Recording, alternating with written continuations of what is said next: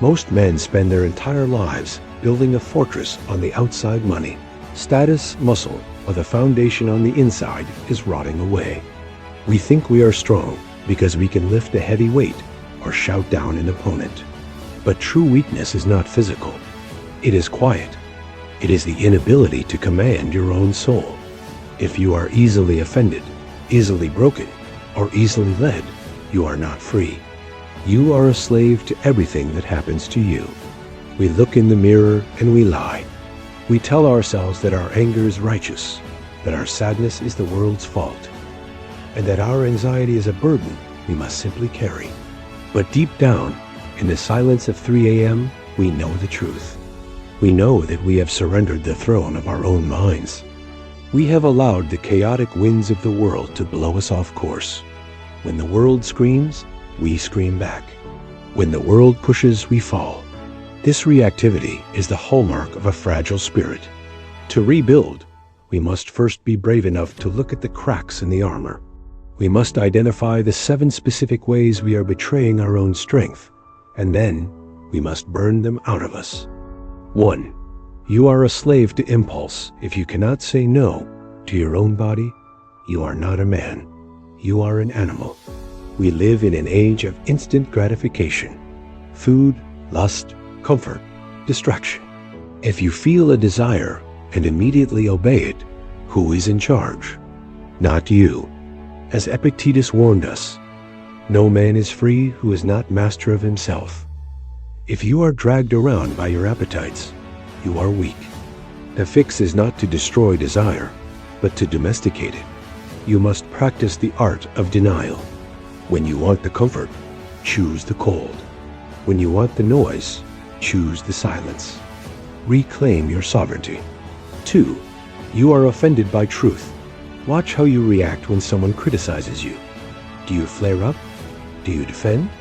The weak man protects his ego at all costs. The strong man seeks the truth at all costs.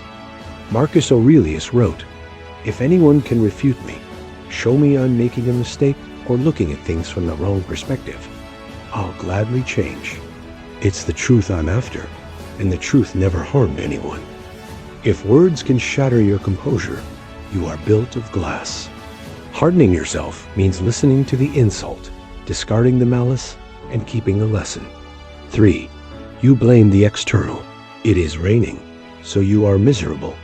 The traffic is bad, so you are angry. You did not get the promotion, so you are a victim. This is the surrender of power.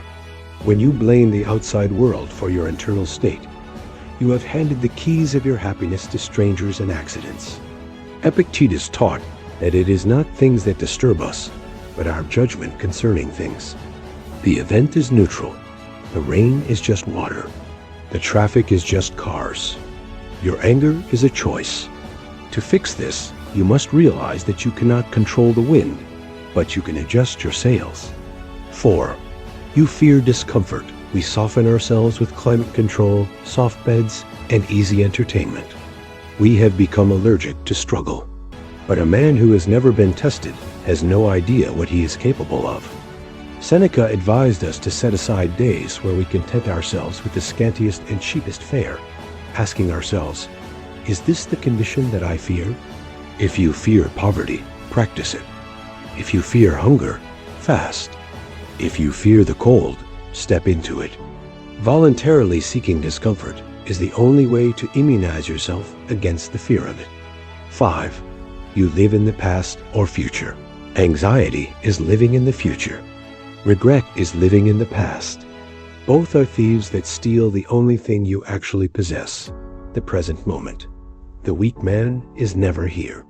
He is always worrying about what might happen or weeping over what has already happened. You must build a wall around the present. Do not let the shadows of yesterday or the fog of tomorrow enter. Focus on the task in front of you with Roman severity. Do what must be done now. 6. You seek approval. Why do you post that picture? Why do you buy that car? Is it for you? Or is it to dazzle eyes that do not care about you? If your self-worth rises and falls with the applause of the crowd, you are a puppet. Marcus Aurelius asked, Or is it your reputation that's bothering you? But look at how soon we're all forgotten. The abyss of endless time that swallows it all. The emptiness of those applauding hands. To be strong is to be self-contained. You must be your own judge, your own audience, and your own master. 7. You avoid solitude. Many of us are terrified of silence.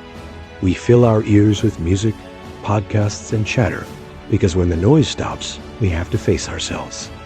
The weak man runs from his own thoughts, but strength is forged in solitude. It is in the quiet moments that we analyze our behavior, check our alignment, and sharpen our purpose. So, how do we fix this? We do not do it with a sudden burst of motivation. We do it through ruthless subtractive psychology. We stop adding. We start removing.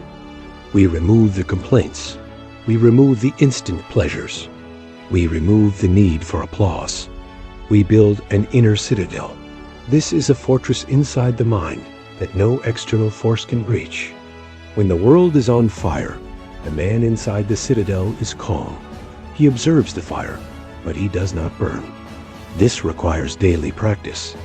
Every morning, prepare yourself for the difficulties of the day. Tell yourself that you will meet ungrateful, violent, and treacherous people. Decide in advance that you will not let them drag you into the mud. Every evening, review your actions. Where did I act out of fear? Where did I lose control? Where was I a slave to my temper? A man is not defined by what he controls in the world, but by what he controls within himself. The chains are broken the moment you decide they no longer hold you. Start today.